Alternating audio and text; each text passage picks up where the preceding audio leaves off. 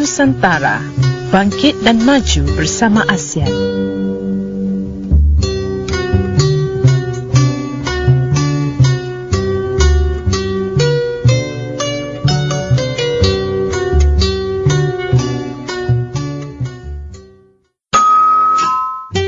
Ruang tamu kita.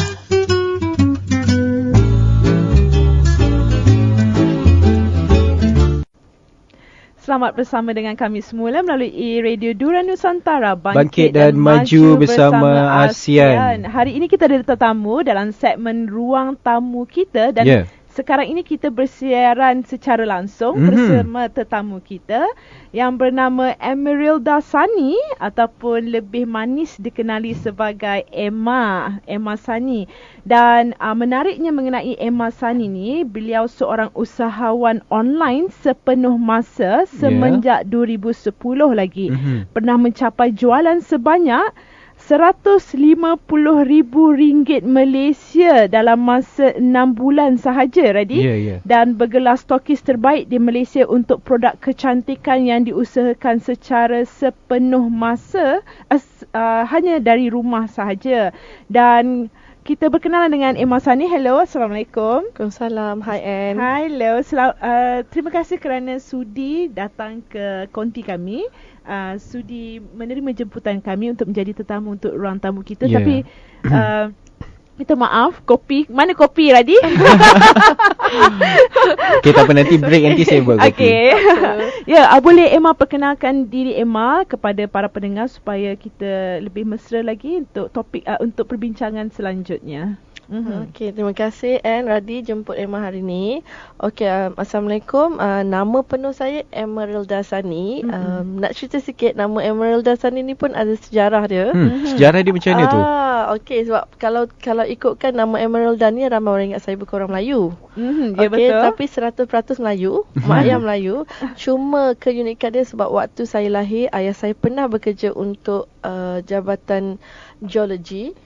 So somehow dia memang suka dengan batu zamrud. So nama Emerald tu dia jadikanlah, dia ubah suai jadi Emeralda. So nama Emeralda ni satu-satunya di Malaysia. Ya, benar. Yang jadi, berbangsa Melayu. Berbangsa Melayu. Ayah pun nama Sani. Jadi bila gabungkan tak letak binti, orang tak tahu pun saya orang Melayu. Itu nama sedikit sebab nama saya. Saya sudah berkahwin. Berumur 37 tahun tapi sentiasa terasa macam umur 20-an kan? Ya, memang. Saya pun terkejut tengok Emma 37. Okey.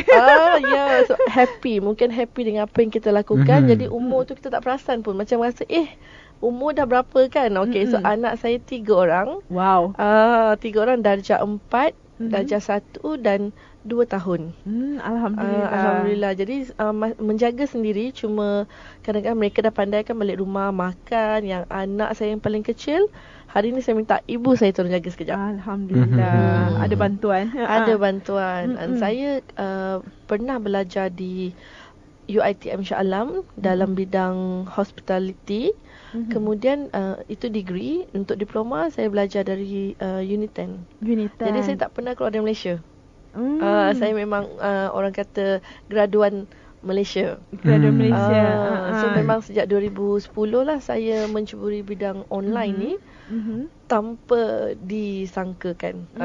Kira macam saya pun tak pernah sangka saya akan menjadi usahawan online. Kalau boleh tahu macam mana boleh tercetus yang idea untuk memulakan bisnes online, atau sebelum ni Cik Emeralda ada pekerjaan tetap atau macam mana? Ada. Saya sebenarnya banyak pengalaman.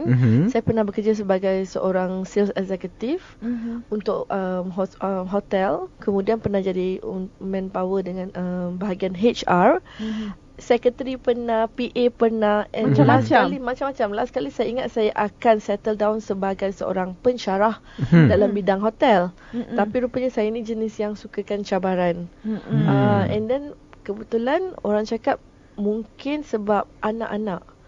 Sebab kalau bekerja dengan orang, kena ambil cuti, ada masa kan, anak cuti, anak sakit kita kena ambil cuti. Jadi kita pun rasa serba salah. Kurang masanya dengan keluarga dan anak-anak. Kita rasa macam kadang-kadang bos pun tanya asyik cuti kan. So yang terbaik waktu tu saya fikir bekerja sendiri. Jadi maknanya saya boleh luangkan masa untuk anak-anak. Dan memilih jualan melalui online, membuat bisnes melalui online. Itu waktu tu itulah satu-satunya peluang saya nampak, sedangkan waktu tu saya tak tahu nak buat apa. Ini main, orang cakap main hentam je. Dan melalui apa yang saya tahu mengenai Emma mempunyai butik sendiri di Seksyen 16 Shah Alam yang dinamakan Duchess Closet. Boleh check out IG Instagram Emma at duchess.closet. Ya, betul.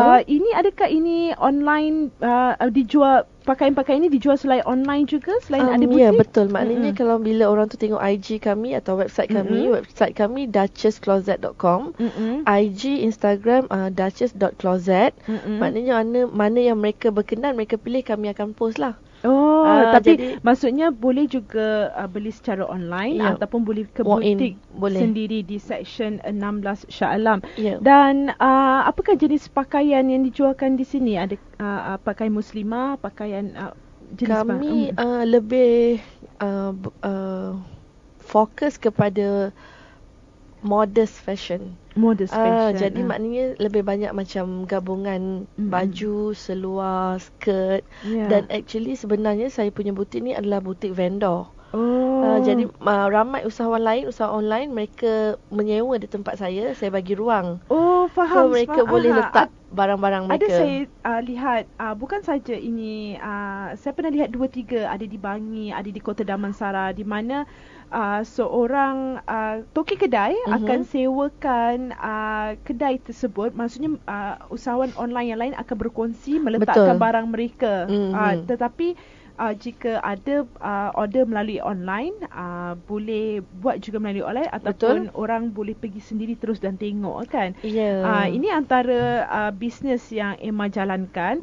Selain itu, menurut biodata Emma dia nyatakan bahawa menjual produk kecantikan, is that adalah jualan pertama, maksudnya produk pertama masa after you decide untuk berhenti dan start online business, adakah produk kecantikan?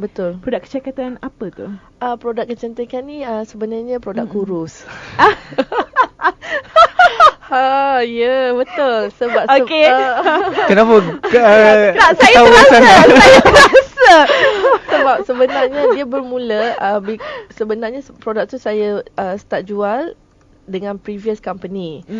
Tapi pelanggan adalah 2-3 orang dengan saya. So saya cakap, saya nak berhenti kerja, apa saya boleh buat? Jadi saya contact pengedar tu, boleh tak saya teruskan jadi awak punya stokis, tetapi hanya dari rumah. Mula-mula mereka tak nak. Mereka kata kami punya supplier, kami punya stokis cuma yang ada spa, ada beauty salon. Awak dari rumah nak buat apa? Boleh ke mencapai target? Sangat rasa down kan. Kita ni nak berhenti kerja pasal family. Tu saya kata, bagi saya cubalah 3 bulan, tengok macam mana, but saya akan buat yang terbaik. Jadi itu dalam saya start, sebab sebenarnya produk tu saya buat nak suami saya kurus. Masalah lah bila kita orang cakap the more kita orang dah lama kahwin apa semua, peningkatan berat badan kan tak boleh turun-turun. Jadi macam-macam produk cuba. Produk apa tu? Okey, nanti itu kita boleh ceritakan semasa rehat nanti. So produk ni sama bila saya start di Facebook, mula-mula niat bukan nak menjual banyak. Cuma letak gambar saya dengan suami sebelum dan selepas. Tapi tak sangka ramai orang bagi message. Dan ini Emma mulakan pada 2011. 2011. Januari 2011. After you decide untuk berhenti, dan inilah yang you buat pada Januari 2011. Dengan penuh iltizam yang tinggi, semangat yang tinggi. Hentam kromo je sebenarnya, sebab saya tak tahu apa nak buat. Tetapi kenapa memilih online? Sebab itulah satu-satu cara yang saya boleh jaga anak, saya boleh buat daripada rumah, tak kira masa. Tapi yang saya penasaran. Apa bahasa Malaysia dia penasaran? Sifat ingin tahu saya.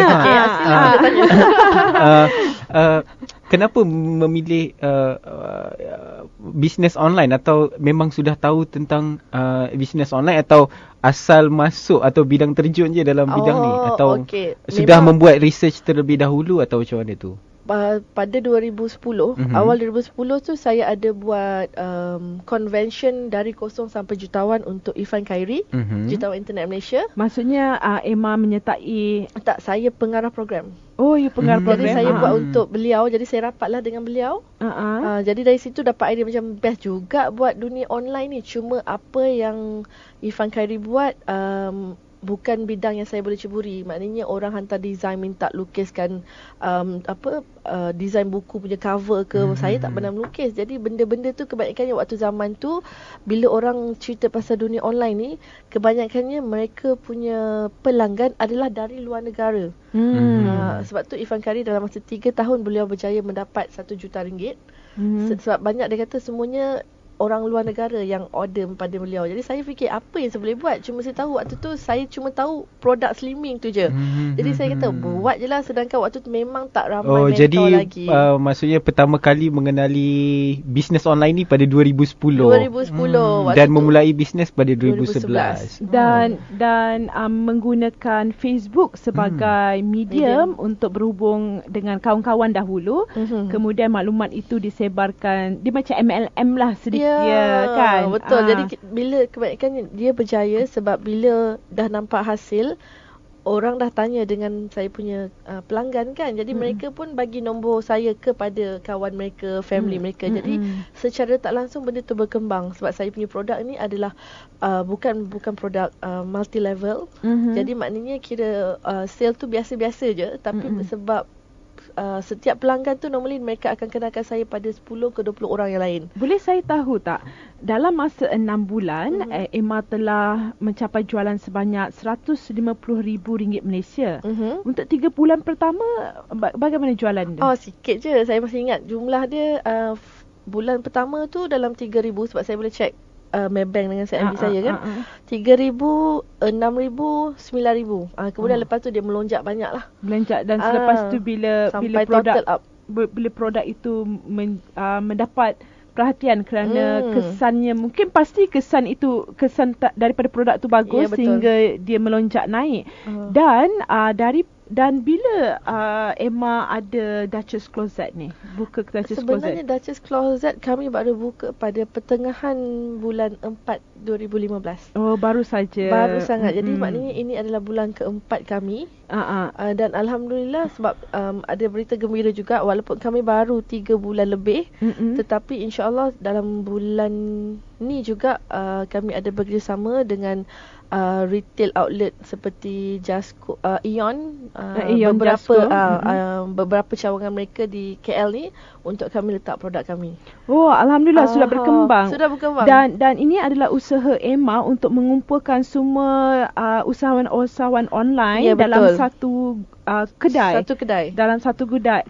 Dan Emma juga merupakan Ketua Biro Wanita untuk Persatuan Usahawan Internet Malaysia. Boleh ceritakan sedikit tak persatuan ini dan bagaimana boleh menjadi Ketua Biro Wanita? Okey, Persatuan Usahawan Internet Malaysia ni dah lama dah, daripada 2010 macam tu, tetapi saya mengenali mereka pada hujung 2011, di mana bila saya orang kata dah sibuk dengan dunia online ni, saya tanyalah ada tak persatuan yang kira mengumpulkan usahawan-usahawan online di Malaysia. Ini adalah antara usaha Emma untuk memajukan diri sendiri dalam bidang ini. Usahawan online ni sebenarnya sunyi.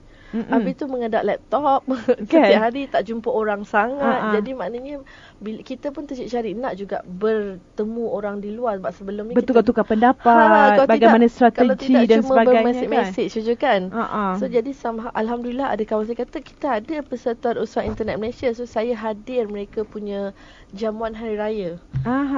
Terus saya cari dia punya, dia orang kata sini ada presiden, ada naib presiden. Saya terus pergi ke depan tanya siapa naib presiden, siapa presiden. Saya memang jenis macam tu. Saya suka ke very depan outspoken. Outspoken. So bila mereka kenalkan diri, saya cakap lah saya buat apa yang saya buat sekarang. Saya cuma memerlukan rangkaian grup yang boleh membuatkan saya rasa tak sunyi dan boleh sama-sama naik kan. Jadi mereka tengok saya ni bersemangat nak. Mereka kata, Emma, you nak join tak sebagai AJK kami? Dan kami sebenarnya kekurangan wanita. Memang saya tengok semua lelaki. So bila saya join, lepas tu AGM mereka lantik sebagai saya dah masuk tahun ketiga lah sebagai ketua biro wanita, sebab saya memang committed. Kalau mereka minta buat apa-apa kan saya buat, sebab kebanyakan kerja daripada online je. Saya berminat dengan apa yang Emma nyatakan tadi. Dalam persatuan tu sendiri, kebanyakannya semua lelaki. Kebanyakan. Sebab dia actually perempuan ada. Cuma perempuan ni bila kami lah, kebanyakan kami memilih untuk menjadi usaha online. Orang cakap cabaran untuk spend time keluar dari rumah sebab ada anak-anak kan. Jadi kalau macam suami dia kata dia nak keluar, at least dia tahu isteri boleh jaga anak. Jadi tak ramai wanita atau ibu isteri ni boleh macam keluar sebarangan. Kalau nak mereka keluar, kebanyakannya kadang-kadang memang bawa anak-anak sekali. Jadi out of 10 mungkin seorang yang boleh macam saya, yang boleh bergerak. Saya akan kupaskan lagi dalam talk set kedua kita mengenai gender ini dalam usahawan internet. Sebab saya pun melalui penyelidikan saya memang kebanyakannya lelaki. Betul. Walaupun lelaki tetap juga menjual produk kecantikan wanita. Betul. Kan, kita akan kupas dalam talk set yang kedua. Kita berhenti berehat sebentar.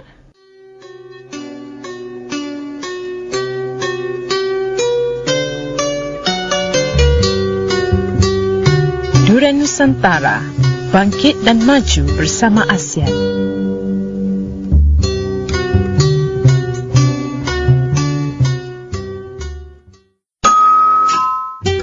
Ruang tamu kita.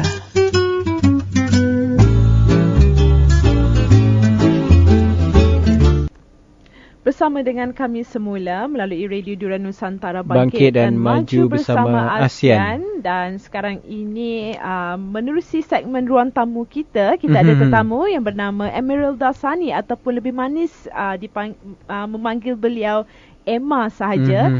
Beliau merupakan seorang ketua biro wanita untuk Persatuan Usahawan Internet Malaysia, juga seorang usahawan online sepenuh masa yang memulakan bisnes ini sejak Januari 2011. Beliau juga ada butik pakaian di Seksyen 16 Shah Alam yang dipanggil Duchess Closet. Check out this boutique, terutamanya orang-orang Shah Alam. Kerana kat dalam tu ada pelbagai barangan yang daripada pelbagai vendor online business kan. Dan Emma di sini juga bukan saja nak menceritakan bagaimana beliau melibatkan diri dalam online business, menjadi usahawan online sepenuh masa sehingga dapat mencapai jualan sebanyak RM150,000 Malaysia dalam jangka masa 6 bulan. Bercerita mengenai Persatuan Usahawan Internet Malaysia, apa yang boleh persatuan ini bantu peniaga-peniaga online di luar sana.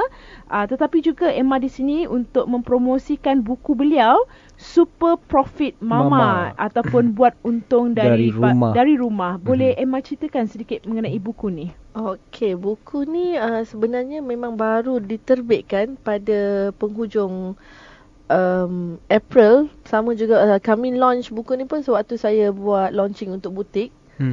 Jadi maknanya buku ni baru 2-3 bulan dan boleh didapati di MPH, rangkaian MPH. Jadi kalau jadi kalau maknanya tak berkesempatan ke MPH, boleh order melalui mph.com.my.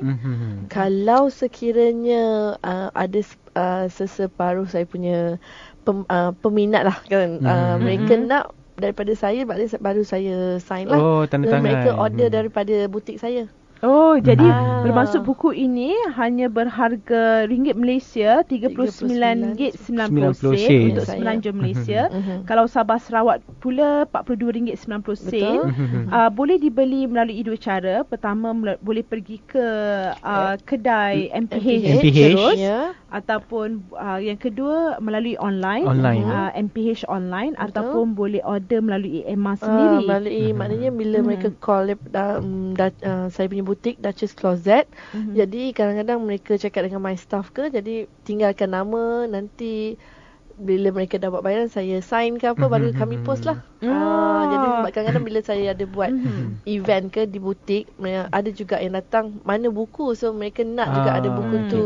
Bercakap mengenai buku ni, Kak Emma, berapa lama waktu yang diambil atau untuk menghasilkan buku ni, atau dia buku ni adalah hasil daripada catatan-catatan yang saya saja dulu dibukukan, atau memang niat nak keluarkan buku? Macam mana tu?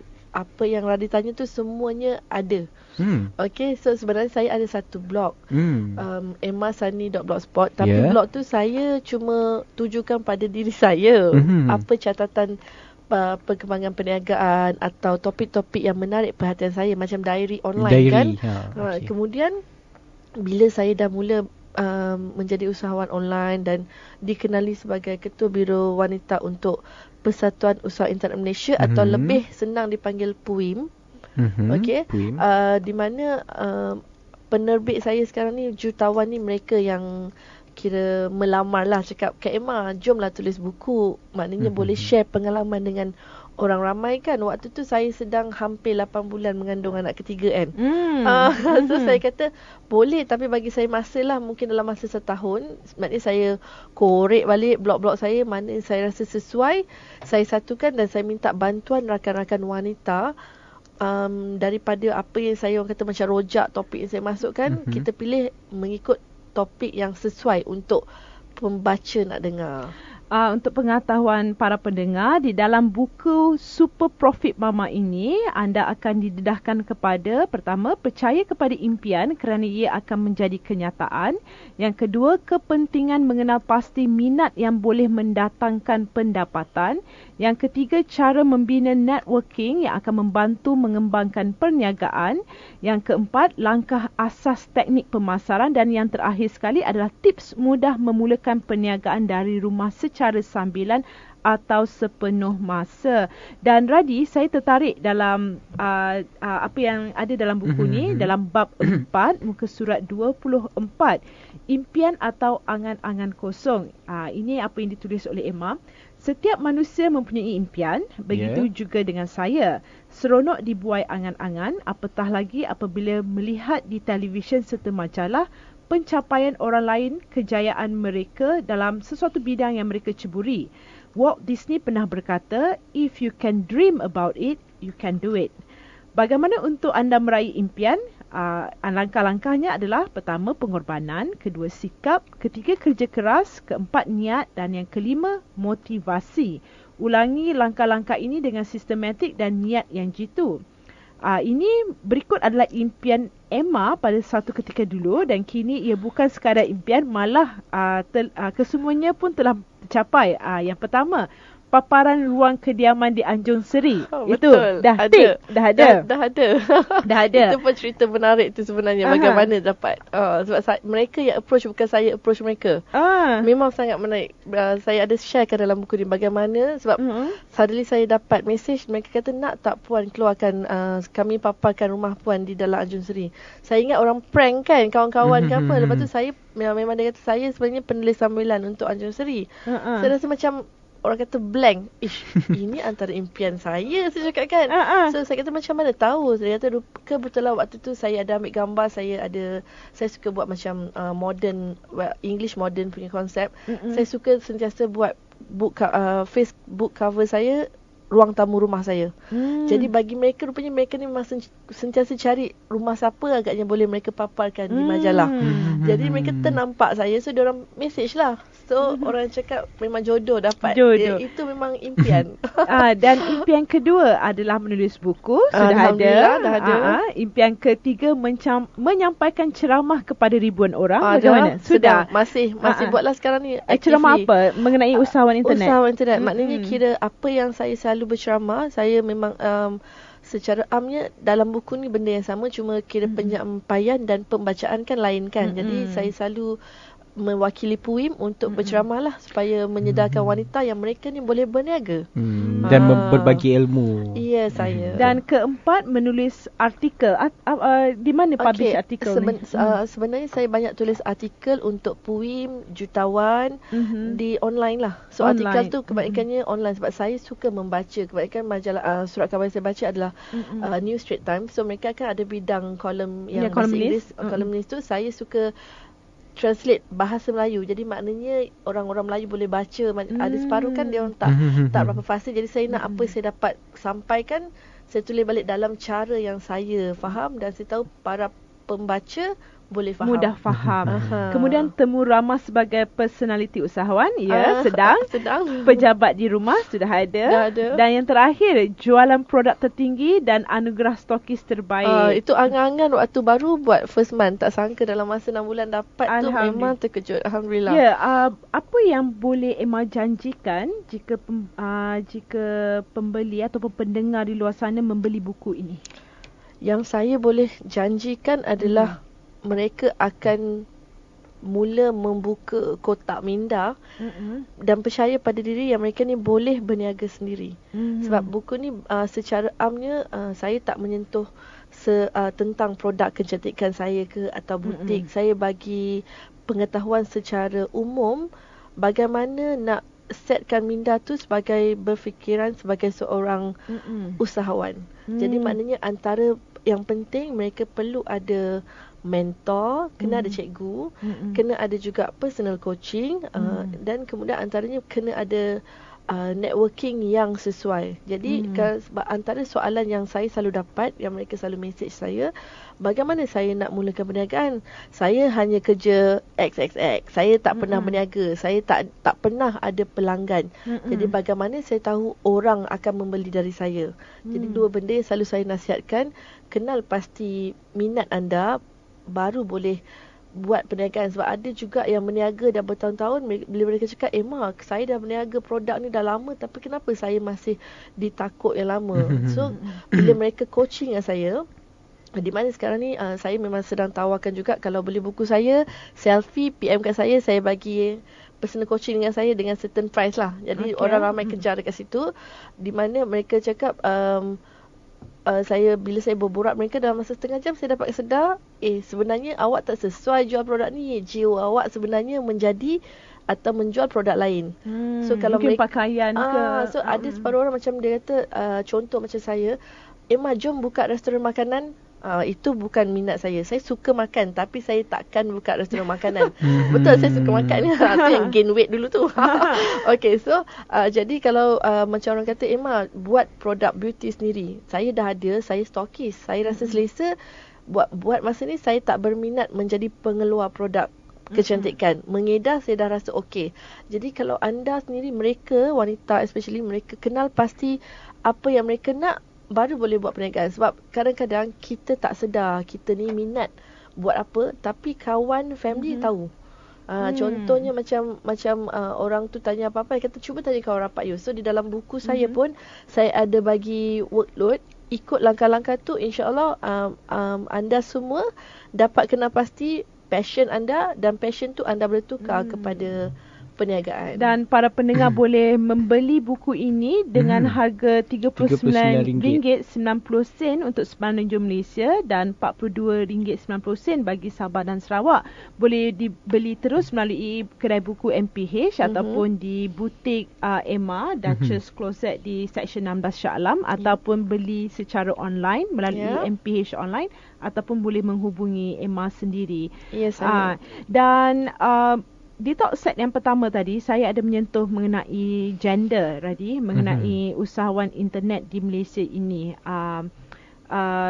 Gender, bagaimana peratusan gender, lelaki dan perempuan. Siapakah yang lebih berminat dengan usahawan internet ni sebenarnya, lelaki ataupun perempuan?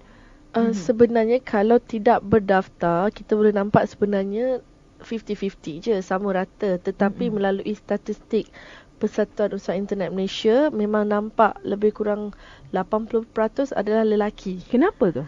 Kenapa? Seperti yang saya cakap tadi, yang perempuan ni kebanyakan mereka cuma berniaga, orang kata okeylah ada duit sendiri, duit untuk senonoh, untuk anak ke, cukuplah, tak payahlah berpersatuan, cuma untuk diri sendiri je. Dan mereka fikir memang orang kata daripada bekerja keluar penat-penat balik sibuk ni, kerja dari online still boleh letak ke tepi 2-3 jam, boleh siapkan kerja rumah kan. Tapi lelaki kebanyakan ni mereka ni lebih serius. So peratusan dia mungkin daripada 10 lelaki, mungkin betul-betul perempuan yang serius 2 orang yang memang mereka akan pergi seminar, mereka akan buat enterprise company. Sebab sekarang ni masih ramai yang berniaga tanpa mempunyai enterprise. Cuma kalau misalnya perniagaan mereka betul-betul menguntungkan dan dikesan tak mempunyai syarikat yang sah, boleh mendatangkan masalah. Sekarang dah kira kerajaan Malaysia pun dah memang mengetatkan syarat-syarat tu. Tapi actually untuk kebaikan masing-masing. Sebab ada juga kes yang orang kata kita beli handphone murah sangat-sangat, sekali di post ni hantar butter. Banyak kes macam tu bila kami berhubung dengan KP dan KK kan. Banyak kes penipuan yang contohnya PUIM tak dapat nak bantu sebab mereka bukan ahli kami dan orang yang menjual tu pun bukan ahli kami. So kira kes tu lepas macam tu je. Jadi sesiapa yang menjalankan bisnes online di Malaysia, adakah wajib berdaftar dengan PUIM? Dengan PUIM tak wajib, tapi amat digalakkan. Tapi mereka wajib mempunyai syarikat enterprise sekurang-kurangnya. Ya, saya. Hanya daftar saja di Suruhanjaya syarikat SSM kan, bentuk sebuah syarikat enterprise. Dan kemudian mengenai gender ni lagi, apa yang pada pendapat Emma, apa yang menyebabkan lelaki lebih berminat dengan bisnes online ni berbanding dengan wanita? Ataupun sebenarnya memang ramai ramai wanita yang jalankan bisnes online ni, mungkin mereka tidak berdaftar dengan PUIM. Yang lelaki lebih teratur jalan kerja mereka, daftar dengan PUIM, ada syarikat enterprise, kemudian baru happy untuk jalankan bisnes. Apa pendapat Memah? Kebanyakan mereka ni yang kira serius dan berdaftar dengan kami, bagi pendapat saya, mereka mungkin macam saya juga dulu pernah bekerja dengan company ke apa. So maknanya bila mereka dah berhenti kerja, dah decide nak jadi usahawan sepenuh masa, jadi nak menguruskan perniagaan sendiri, takkan nak buat main-main. So mereka nakkan ada bank statement yang betul. Kalau semua tu tak ada, macam mana nak beli rumah, nak beli kereta. Jadi maknanya kira mungkin isteri adalah penyokong dari belakang. Itu yang nampak. Kalau misalnya wanita tu di depan, suaminya selalunya memang kuat online, tapi dia kedepankan isteri dia. Tapi selalunya memang kena dapat sokongan penuh lah daripada pasangan. Dan saya nampak lelaki yang terbabit dengan bidang online ni, bisnes online ni, ada juga yang menjual produk kecantikan khusus untuk wanita. Ada. Sebab mereka sebenarnya ni mereka pandai melayan. Sebab yang bestnya sebenarnya, apa maksud pandai melayan? Kawan saya pun ramai lelaki, tetapi mereka jual produk wanita. Sebab bila mereka berchatting dengan berchatting tu maknanya guna Instagram ataupun daripada Facebook ke, kebanyakan mereka tak letak gambar kan. Dia orang letak gambar produk. Jadi pembeli wanita ni kita assume yang berdia-dia ni dengan perempuan. Sedangkan lelaki ni dia pandai bercakap macam tu.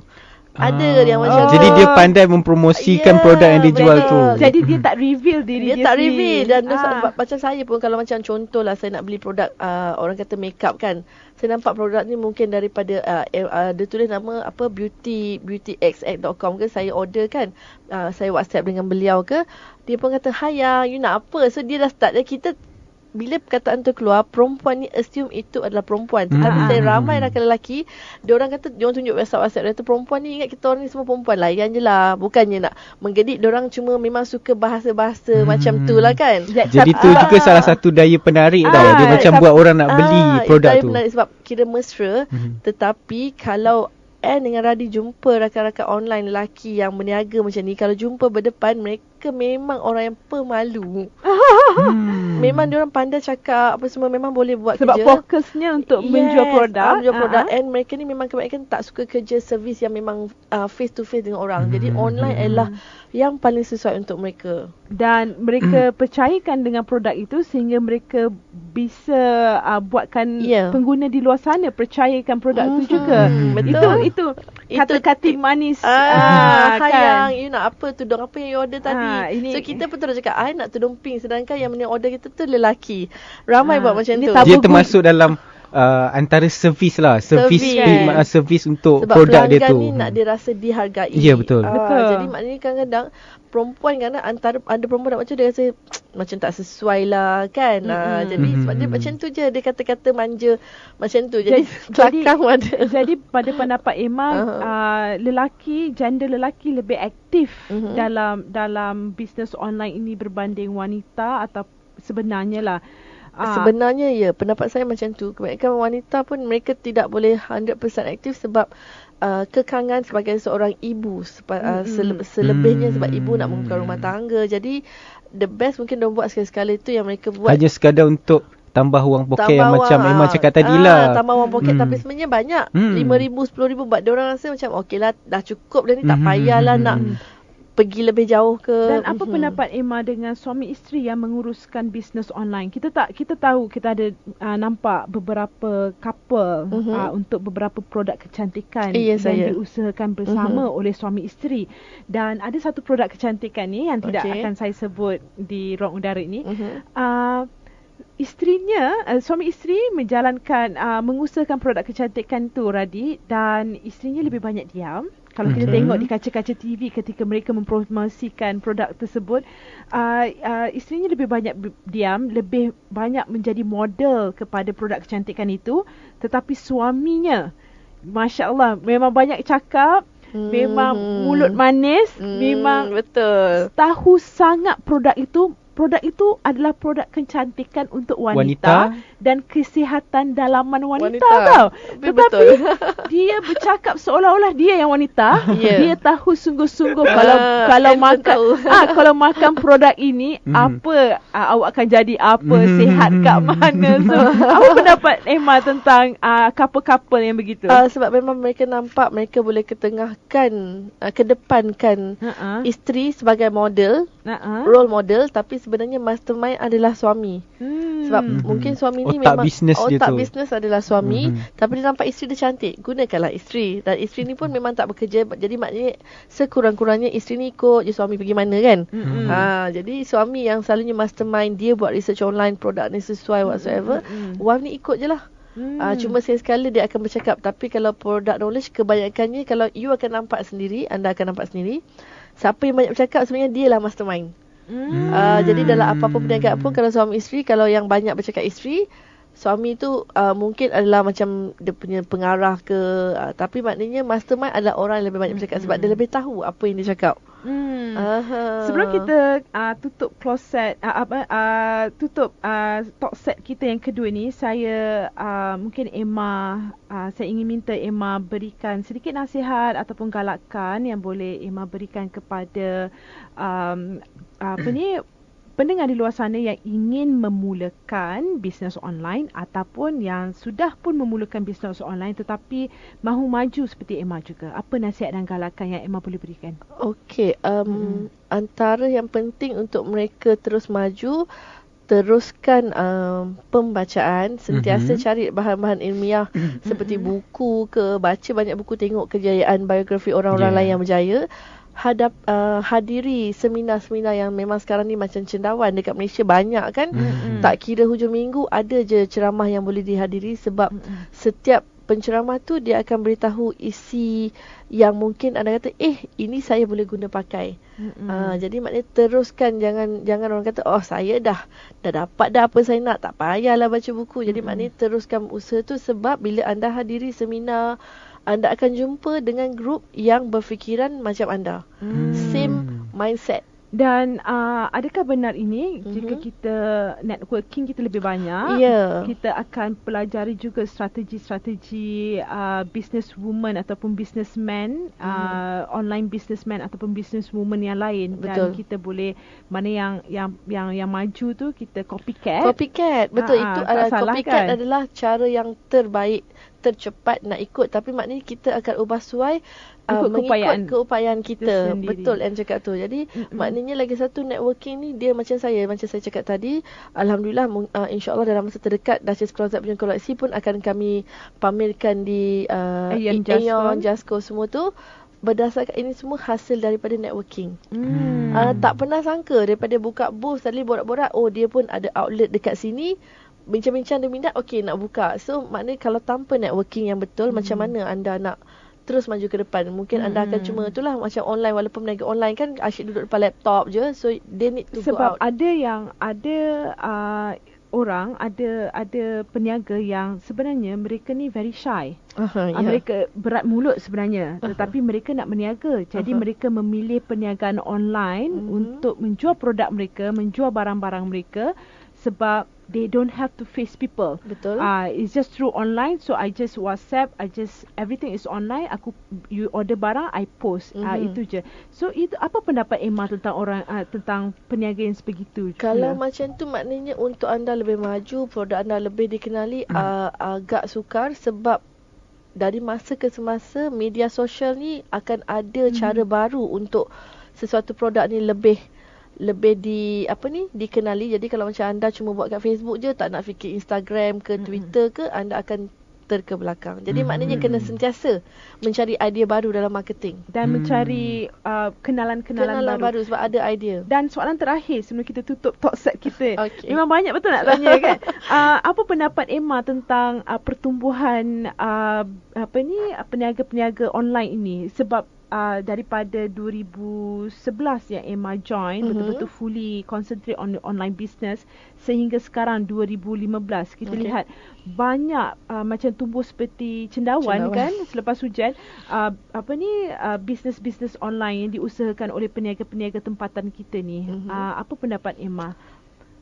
Satu perkembangan yang amat memberangsangkan, because kita nampak semua orang dah tak terfikir lepas habis belajar ke nak kena kerja. So mereka tahu mereka boleh berniaga, sama ada dapat duit poket ataupun memang akan menjadi pendapatan penuh.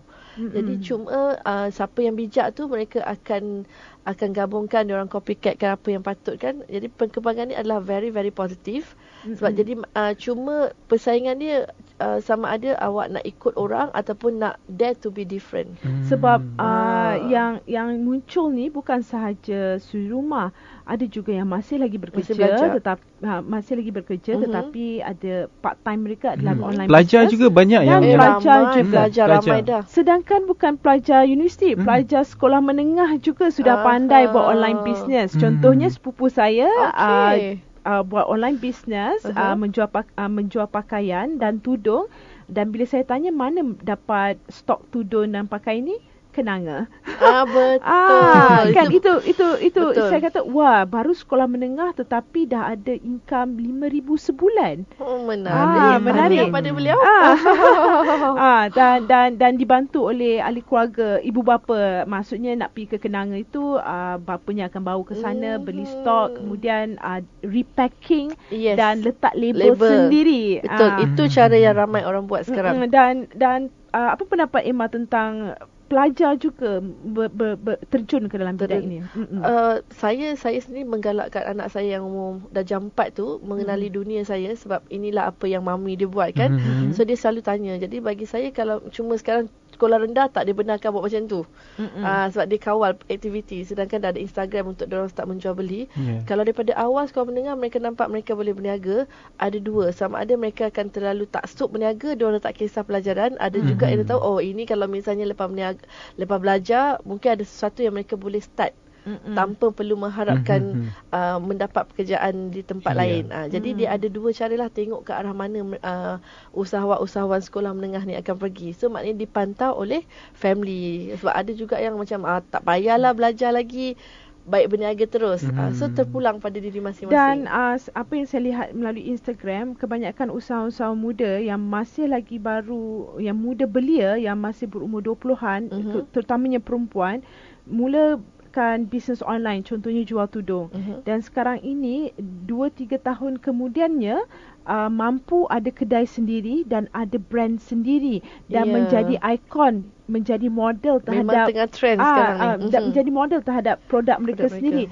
Contohnya macam Miss Lily Shop di Bangi, kemudian ada Sugar Scarf lah, SBU, dan artis kita sendiri, selebriti kita macam Nilofa kan, ada tudung Nilofa dan sebagainya. Kita tutup berhenti sebentar, kita rehat sebentar sebelum kita masuk ke talk set kita yang ketiga, talk set yang terakhir.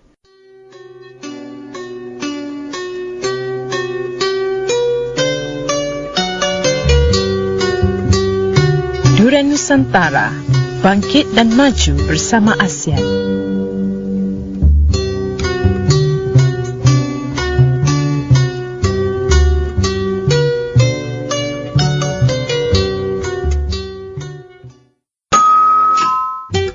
Ruang tamu kita.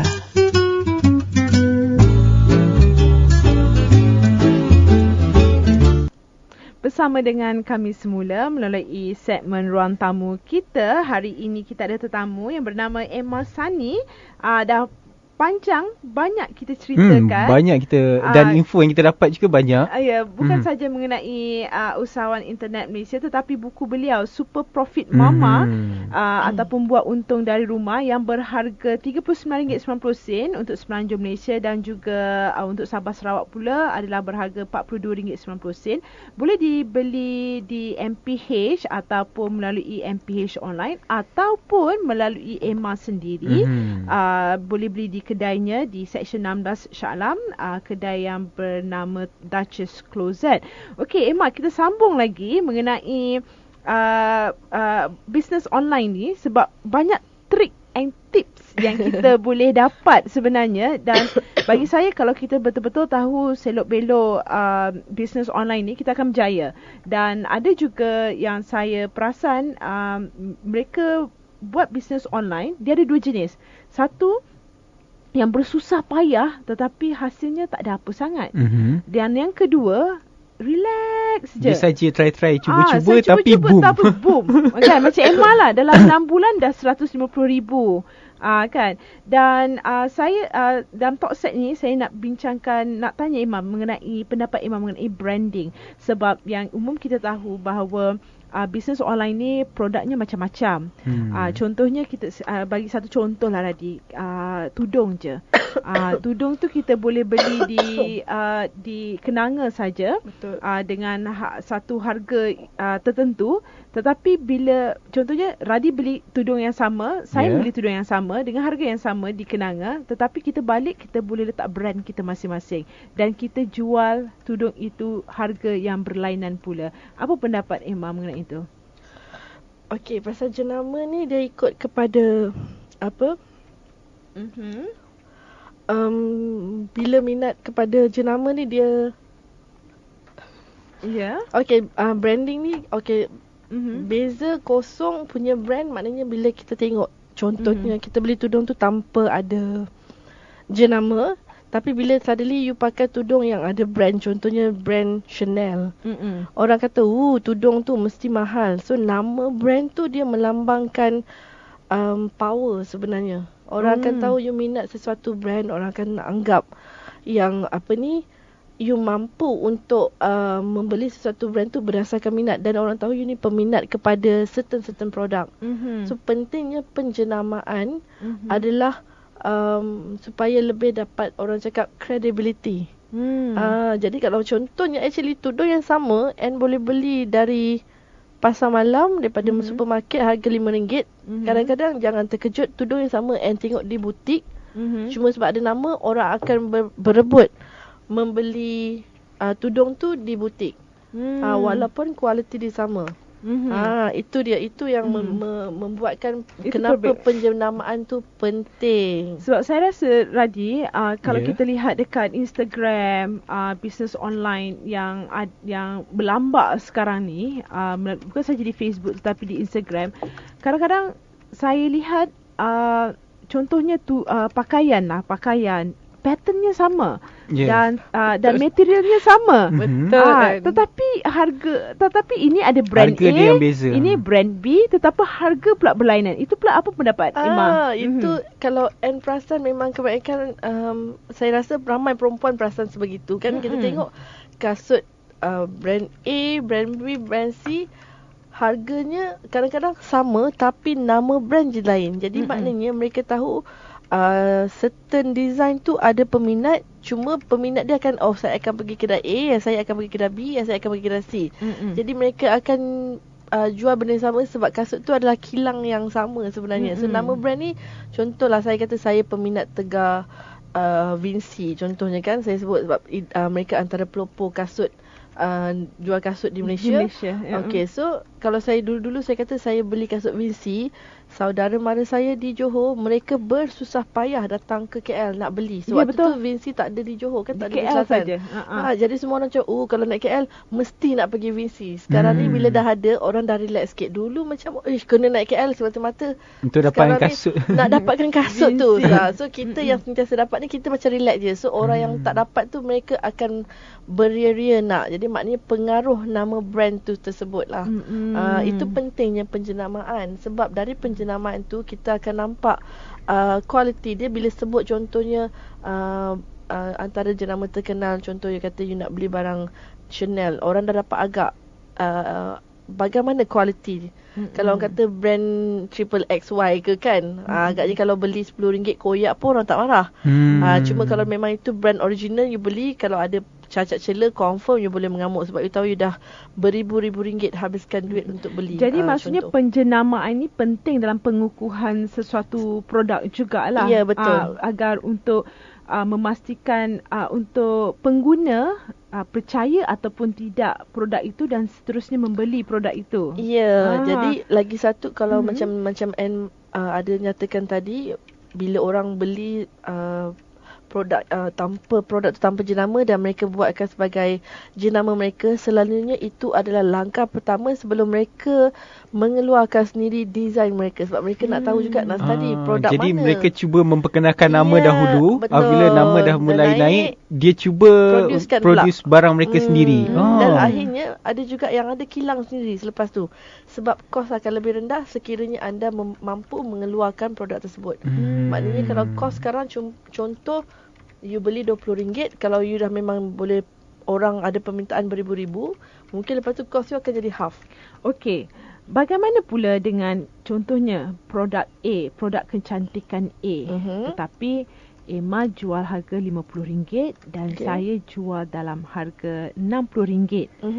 Bagaimana untuk sebab saya sendiri sebagai pengguna dalam bisnes untuk membeli barangan melalui online ni di Facebook atau Instagram, kadang kita buat perbezaan.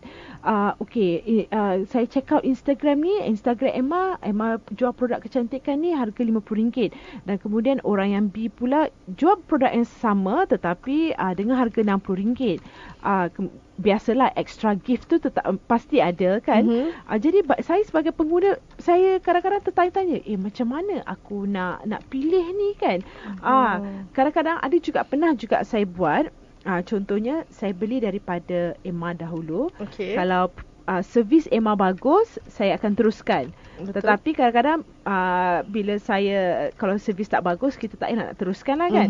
Tapi ada juga saya beli produk pada Emma, servis bagus, tapi saya nak cuba juga nak beli dengan orang yang B ni, nak tengok servis dia macam mana, ataupun mungkin lepas 2, 3, 4 kali beli kita boleh dapat kurang-kurangkan lagi. Jadi apa pendapat Emma dan apa nasihat Emma kepada pengguna seperti saya yang nak memilih ni, sebab kita dah banyak sangat orang yang jual yang memelpori bisnes online ni, tetapi jual barangnya lebih kurang sama sebenarnya. Antara apa yang Anne cakap tadi tu, contohnya kalau macam produk yang saya punya, harga kami tak boleh kurangkan. Harga sama. So kalau dia kurangkan tu, mungkin akan menjadi satu, orang cakap dah langgar etika dengan supplier. Dan normally sama ada buyer ataupun seller yang tahu, kenapa Anne jual lah lebih murah pada Emma kan. So selalunya I akan report kepada supplier. Jadi dia langgar kontrak normally, tapi sebab ramai sangat, jadi selalunya pengguna ni dia akan first dia tengok adalah harga murah. So kalau dia nasib baik, dia akan servis orang harga murah tu, dia akan teruskan. Ya, betul. Tapi kadang-kadang walaupun harga murah, tapi bila first time beli, lepas tu kalau tanya soalan tak berjawab whatsoever, you akan kembali kepada penjual yang harga mungkin lebih mahal sikit.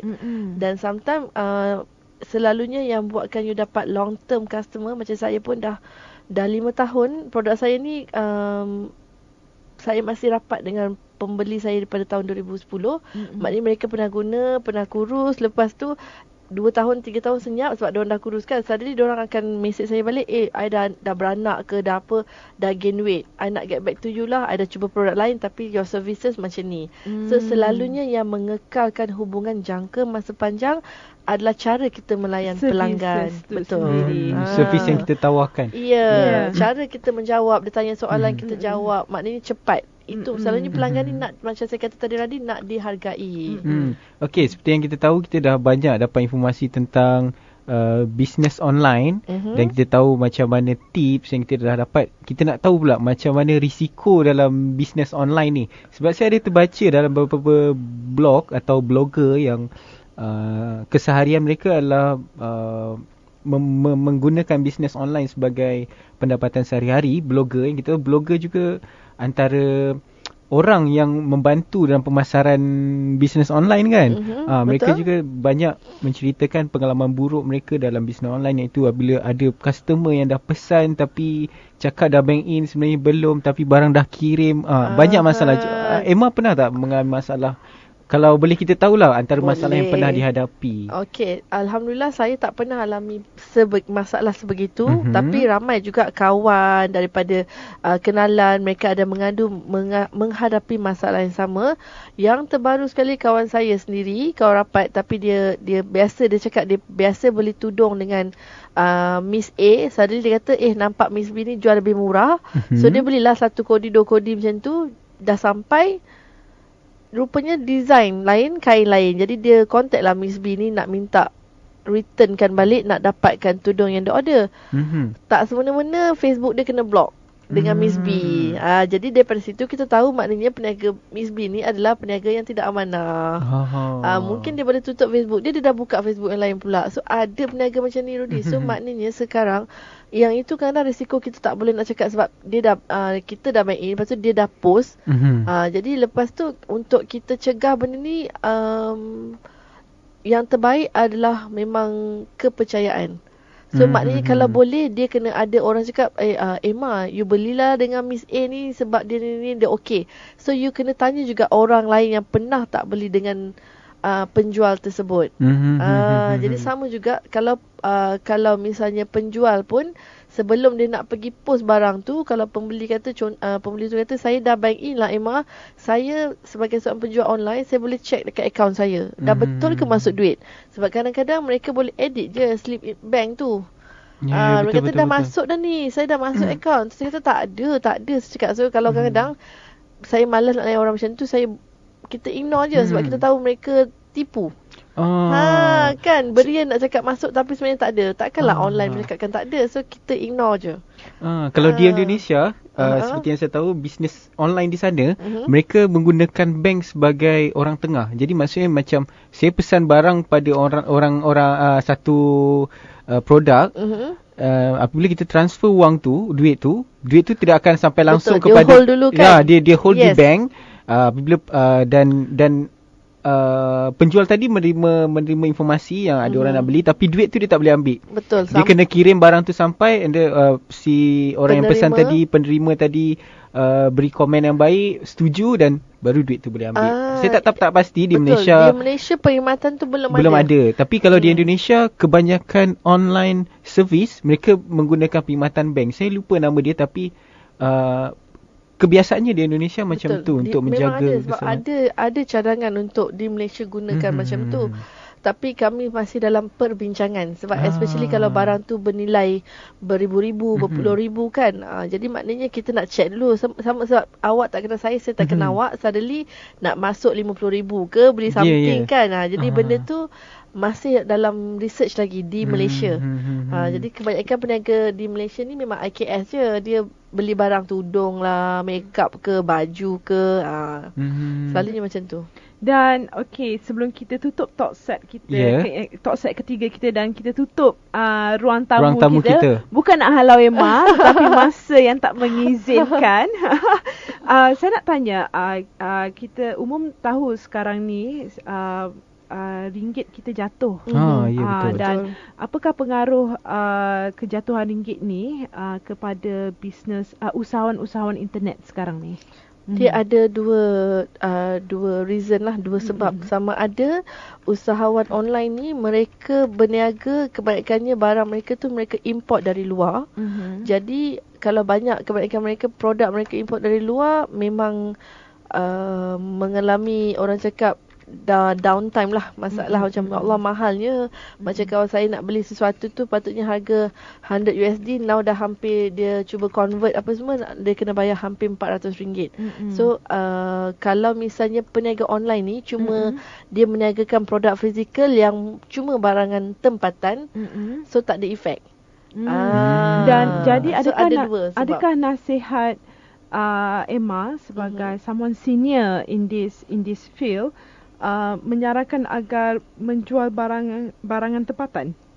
Buat masa ni mungkin itu langkah yang terbaik. Jadi maknanya terutama kepada mereka yang baru nak bermula, jadi tak perlu menggunakan banyak modal kan. Cuma kalau mereka nampak potensi barangan mereka tu sepatutnya dari luar, bila dah rasa kukuh, teruskan. Dia bukan nak suruh sekat kan. Cuma right now tengok kemampuan dan bagaimana anda nak bergerak. Jadi maksud Emma tadi ada kejatuhan ringgit mempengaruhi bisnes online ni. Betul. Ada dua. Satunya jika barang yang dijual adalah barang import. Yang kedua pula adalah, yang kedua sekiranya itu kalau barang import lah yang kira efek. Kalau misalnya mereka cuma membeli dan menjual balik barangan itu adalah barangan tempatan, tak ada efek pada mereka. Tak terkesan. Tak terkesan. Setakat ni macam saya pun, sebab barangan saya pun daripada local brand. Jadi harga tu tak sama dan still macam biasa. Cuma kalau ada certain produk macam kawan saya memang dia daripada luar, dia dah cakap dah, memang sale drop. Dan apa pendapat Emma, seperti mana yang Radi cakap tadi, di Indonesia sendiri kan Radi ada pengusaha-pengusaha. Jadi bank menjadi orang tengah. Dia semacam sistem PayPal kalau di eBay. Dan Radi juga ada sebut tadi mengenai di Indonesia juga ada usahawan-usahawan internet ni. Dan apa pendapat Emma sendiri tentang perkembangan bukan saja usahawan internet ni di Malaysia, tetapi di negara-negara ASEAN kita yang lain juga. Kerana usahawan internet termasuk di bawah industri kecil dan sederhana, bukan? So apa pendapat Emma tentang pertumbuhan usahawan ini bukan saja di Malaysia tetapi di negara-negara kelompok ASEAN ni? Apa pendapat Emma? Pada pendapat saya, perkembangan yang saya nampak untuk IKS di negara-negara ASEAN, kita sebenarnya boleh bekerjasama. Maknanya mungkin ada barangan mereka yang kita boleh jual, barangan kita mereka boleh jual, sebab sama-sama benda yang sama daripada online. Di mana satu sistem yang kami amalkan adalah sistem, kalau pernah dengar, dropship. Dropship ada. Jadi maknanya yang itu tanpa modal. Jadi mungkin selalu saya selalu pergi ke Thailand ke, saya nampak produk ni bersesuaian masuk ke Malaysia. Jadi saya boleh bekerjasama dekat sana untuk bawa masuk barang mereka kan. Contohnya macam di Bandung, saya tak pernah pergi Bandung. Mak saya pernah pergi, dia kata setiap kampung ni mereka jadi pakar dalam sesuatu produk saja. Contohnya satu kampung dia cuma mengeluarkan handbag. Betul. Jadi menolong IKS mereka lah kan. Jadi contoh saya nampak handbag ni sesuai lah, mesti orang Malaysia suka. So sebagai seorang usahawan, saya akan cari cara supaya dapat menjual produk tersebut kepada Malaysia. Dan mungkin saya tak perlukan modal, cuma saya ambil gambar, bila order baru saya minta mereka post. So perniagaan online ni dia terlalu banyak cara untuk anda kembangkan strategi dia. So antaranya untuk menjadi pakar dalam sesuatu produk tu lah, kita boleh menolong orang yang tak pandai online, mereka boleh keluarkan produk tersebut tetapi tak tahu menjual. Melalui kenyataan Emma berpendapat bahawa kita boleh menjalinkan hubungan dengan negara-negara ASEAN yang lain dengan pengeluar daripada negara-negara dalam kelompok ASEAN yang lain untuk bekerjasama. Dan adakah Emma merasakan perlunya satu garis panduan daripada pihak atasan, mungkin pihak ministry daripada bukan sahaja Malaysia, daripada negara-negara kumpulan ASEAN ini untuk tetapkan satu garis panduan agar usahawan internet agar kerjasama ini mengikut garis panduan supaya tidak ada penipuan, risiko meaning menjerumus kepada risiko yang tinggi itu macam minimize zero risk lah, lebih kurang. Ya. Okay. Apa pendapat Emma? Itu semua orang impikan, sama ada penjual atau pembeli, kalau boleh nak kata zero risk kan. Walaupun ada panduan tetapi peniaga atau pembeli ni mereka bijak. Mereka akan cari cara sama ada nak cut cost. Apa-apa especially bila berniaga di online ni, mereka nak cari cara yang terbaik. Kalau boleh tak payah keluarkan kos untuk berniaga. So maknanya mungkin sistem barter diguna pakai balik. You jual barang I jual barang you ke. So it could happen like that. Jadi maknanya panduan daripada government tu memang ada. Contohnya macam saya mention tadi, yang paling basic kena ada SSM. Itu panduan yang paling basic. Jadi maknanya kalau misalnya you tak ada company, macam mana nak bekerjasama dengan orang luar? Kita terima kasih Emma atas penjelasan yang sangat terperinci. Seronok bersembang dengan Emma. Sebenarnya banyak lagi kita nak tanya. Banyak lagi nak tanya. Cuma mungkin kita akan jemput Emma lagi insya-Allah untuk hari yang akan datang, terutamanya kepada topik-topik yang berkenaan dengan usahawan ini. Mungkin bukan saja fokus kepada usahawan internet saja, mungkin kita boleh panggil beberapa usahawan yang lain kan. So boleh buat perbandingan dan sebagainya. Dan saya ingin sekali lagi nyatakan bahawa buku oleh Emeralda Sani, Super Profit Mama, sedang pun berada di pasaran dengan harga RM39.90 untuk Semenanjung Malaysia dan RM42.90 bagi Sabah dan Sarawak. Bagi yang mahu mula berjinak-jinak dengan perniagaan online ini, boleh beli buku ini sebagai satu panduan yang baik. Dan Emma sendiri ada sebut tadi, jika beli buku ini boleh inform sekali tak para pendengar, boleh check out Emma punya blog, apakah alamat blognya? Kalau nak beli buku ni boleh beli daripada duchess.closet di Instagram lah. Jadi maknanya boleh order, situ ada number. Jadi kalau mereka berhubungan dengan staff saya, insyaAllah saya akan sign baru post lah. Okay, dan lagi satu blog tu adalah blog saya emma.sani. Dan jika beli buku ni tangkap gambar selfie? Kalau tangkap gambar selfie maknanya kalau mereka berminat lah, yang mereka usahawan, akan dapat personal coaching dengan saya. So kepada yang berminat kepada bisnes online, boleh check out IG duchess.closet ataupun ke blog Emma sendiri, ataupun membeli buku sendiri. Dan jika mahu betul-betul boleh personal coaching dengan Emma. Sebab saya sebab sebelum keluar buku ni sebenarnya harga saya dalam 2,000. Tapi dengan buku ni saya nak membantu usahawan wanita, saya kata tak apalah, it's only 450. Untuk 3 jam bersama murah. saya. 3 jam. Saya ajar untuk menjadi usahawan maju seperti Emma. Terima kasih Emma. Terima kasih sekali lagi kerana sudi datang ke Durian Nusantara untuk segmen ruang tamu kita. InsyaAllah kita akan berjumpa lagi. Semoga Emma mengorak langkah dengan lebih jauh lagi dalam online bisnes ni. Kami ucapkan selamat maju jaya. Dan kepada para pendengar, stay tune with us ke keesokan hari pada 7 Ogos 2015 bersamaan dengan hari Jumaat dengan Berita Nusantara dan segmen Coropong Panas kita akan membincangkan mengenai MH370.